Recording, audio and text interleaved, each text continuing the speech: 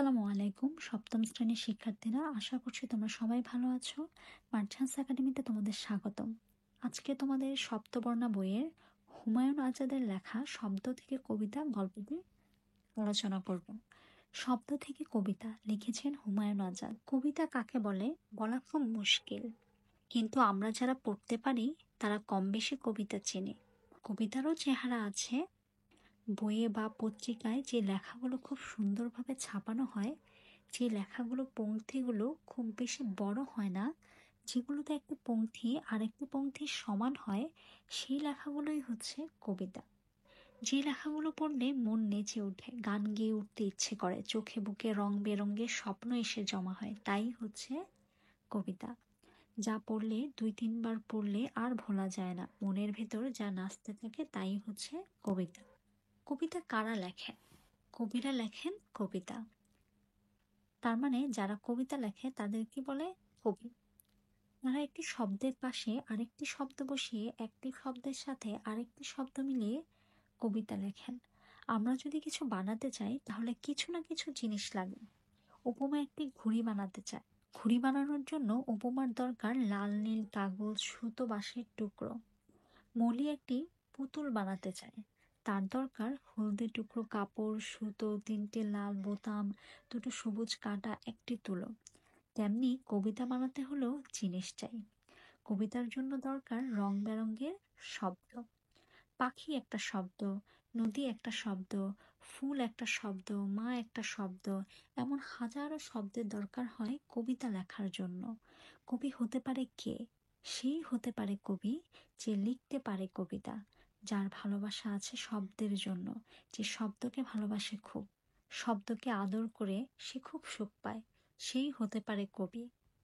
কবিরা গোলাপের মতো সুন্দর সুন্দর কথা বলেন, চাঁদের মতো স্বপ্ন দেখেন। তুমিও গোলাপের মতো সুন্দর কথা বলতে চাও, চাঁদের মতো স্বপ্ন দেখতে চাও? তোমার যদি শব্দের জন্য আদর ভালোবাসা না থাকে, তাহলে পারবে না তুমি গোলাপের মতো লাল গন্ধ ভরা কথা বলতে, চাঁদের মতো জ্যোৎস্না ভরা স্বপ্ন দেখতে। তুমি কি লিখতে চাও ফুলের মতো কবিতা, বানাতে চাও নূপুরের শব্দের মতো ছড়া?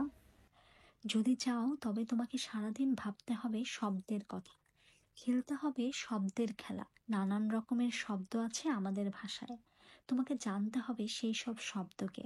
কিছু কিছু শব্দ আছে যেগুলোর গায়ে হলুদ, সবুজ, লাল, নীল, বাদামি, খয়েরি রং আছে, তোমাকে চিনতে হবে শব্দের রং।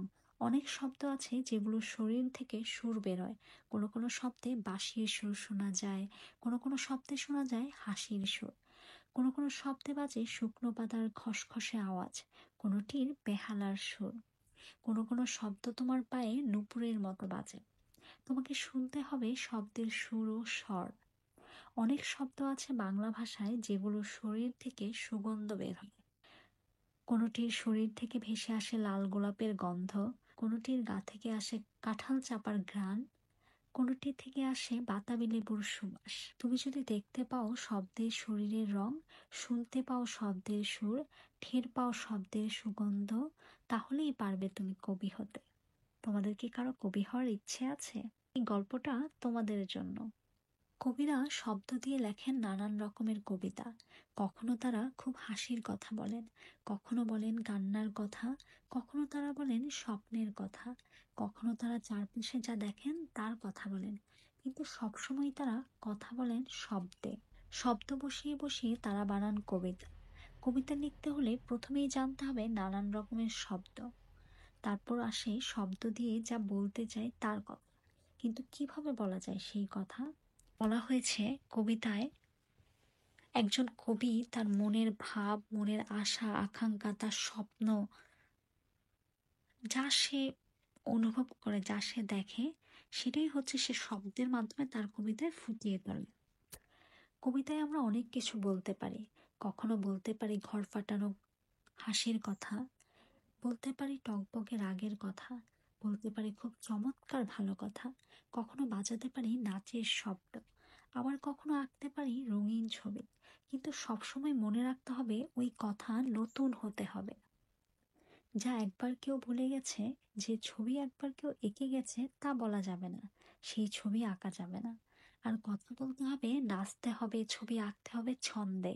তাই কবিতা লিখতে হলে শব্দকে জানতে হবে ছন্দ, আর জানতে হবে স্বপ্ন। যার চোখে স্বপ্ন নেই সে কবি হতে পারে না। স্বপ্ন থাকলে মনে আসে নতুন ভাবনা, নেচে নেচে আসে ছন্দ আর শব্দ। যে কোনো বিষয় নিয়েই তুমি লিখতে পারো কবিতা। বাড়ির পাশের গলিটা, দূরের ধান ক্ষেতটা, পোষা বেড়ালটা বা পুতুলটাকে নিয়ে কবিতা লেখা যায় যদি মনে স্বপ্ন থাকে। রাস্তার দোকানিকে নিয়ে কবিতা লেখা যায় যদি স্বপ্ন থাকে। আর যা নেই তা নিয়েও কবিতা লেখা যায় যদি স্বপ্ন থাকে। এবার একটা কবিতা লেখা যায়। কবিতাটির নাম দিচ্ছি দোকানে। রাস্তার মোড়ের দোকানদারকে তুমি আমি চিনি।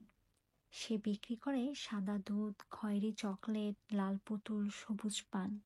এসব জিনিস আমরা কিনে খাই। দোকানিকে চকচকে টাকা দিই। তার জিনিসপত্র বিক্রি দেখে মাথায় আমার একটা ভাব এলো। ভাবটা হলো, আমি একটা দোকান খুলেছি 2 দিন ধরে, কিন্তু সেই দোকানে দুধ, চকলেট, পান বিক্রি হয় না। বিক্রি হয় এমন সব জিনিস যা কেউ বেচে না, যা কেউ কেনে না। শুধু স্বপ্নেই সেই সব জিনিস বেচা কেনা চলে। ভাবটা মাথায় এলো, সঙ্গে শব্দ এলো আর ছন্দ এলো। প্রথমে লিখলাম সেই দোকানি কবিতাটি, যেটা কবি মনে মনে কল্পনা করছে এবং তা নিয়ে ছন্দ শব্দ দিয়ে কবিতাটি তৈরি করেছে, কবিতাটি লিখেছে। 2 দিন ধরে বিক্রি করছি চকচকে খুব চাঁদের আলো, টুকটুকে লাল পাখির গান। কতটাই চমক দেয় সবার আগে চকচকে চাঁদের আলো, টুকটুকে লাল পাখির গান। বিক্রির ব্যাপারটা বেশ নতুন। সারা পৃথিবীতে খুঁজে এমন দোকান পাওয়া যাবে না। ছন্দটাও বেশ দুলে দুলে আসছে। এই 3টি পংক্তি পড়ার সাথে সাথেই শব্দ, ছন্দ, কথা মিলে একরকম স্বপ্ন তৈরি হয় চোখে আর মনে। এরপর আরো এগিয়ে গিয়ে লিখলাম, বিক্রি করছি চাপার গন্ধ, স্বপ্নে দেখা নাচের ছন্দ, গোলাপ ফুলের মুখের রূপ। এখানে ছন্দ মিল আরো মধুর। বিক্রির জিনিসগুলো আগের মতোই চমকপ্রদ, তবে এখানে স্বপ্ন আরো বেড়েছে, ছবিও আরো রঙিন হয়েছে। চাপার গন্ধ পাওয়া গেল এবং বেজে উঠল স্বপ্নে দেখা নাচের ছন্দের নূপুর। এই নাচ স্বপ্ন ছাড়া আর কোথাও দেখা যায় না। এমন নাচ নাচতে পারে না কেউ। গোলাপ ফুলের মুখের রূপ বলার সাথে সাথেই গোলাপ ফুল একটা মিষ্টি মেয়ের মতো ফুটে উঠল। মেয়েটির মুখ হয়ে উঠল গোলাপ, আর গোলাপ হয়ে উঠল মেয়েটির মুখ। স্বপ্ন জড়ো হলো চোখে। এখানে গোলাপ ফুলের মুখের রূপ বলতে একটা মেয়ের মুখের রূপকে কল্পনা করা হয়েছে। কবিতাটি আমি আর লিখতে চাই না, ইচ্ছে হলেই তোমরা লিখতে পারো। কবিতা লিখতে হলেই নতুন কথা ভাবতে হবে, আর সেই কথাকে পরিয়ে দিতে হবে শব্দ ও ছন্দের রঙিন সাজ পোশাক। তোমরা এখন ছোট, এই ছোট থাকার সময়টা বেশ সুন্দর। বারবার আমার ছোট সময়ের কথা মনে পড়ে। আমি দেখতে পাই আমি দাঁড়িয়ে আছি পুকুরের পাড়ে। একটা সাদা মাছ লাফ দিয়ে আবার ঢুকে গেল পানিতে। দেখতে পাই শাপলা ফুটেছে, পানি লাল হয়ে গেছে, একটা চড়ুই উড়ে গেল, তার ঠোঁটে চিকন একটা কুটো। এসব আমাকে কবিতা লিখতে বলে। তোমরা এখন ছোট, এই বয়সে তোমরা খুব বেশি করে দেখে নেবে।